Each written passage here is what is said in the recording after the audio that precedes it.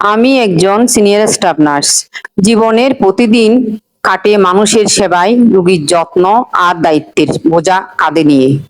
কিন্তু হাসপাতালের বাইরে আমি শুধু একজন নার্স নই, আমি একজন গৃহিণী।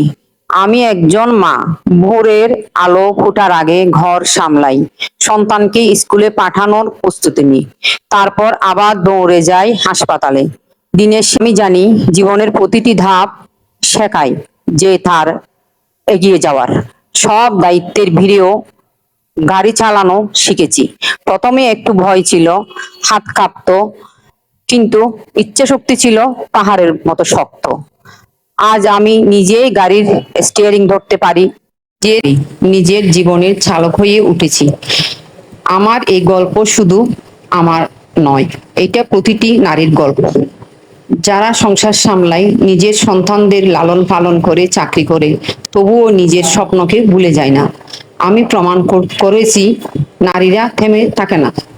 যতই বাধা আসুক, সে এগিয়ে যাওয়ার পৌঁছাতে চেষ্টা করে। আমি চাই সব নারীরা আমার মতো এগিয়ে যাক। না, নারীরা সবসময় এগিয়ে যায়। সংসার সামলানো, বাচ্চা সামলানো, সবকিছু ছেড়ে অফিস সামলানো, সব দায়িত্ব নিয়ে একজন মা, একজন নারী। আমি চাই আমার মতো সব নারীরা এগিয়ে যাক।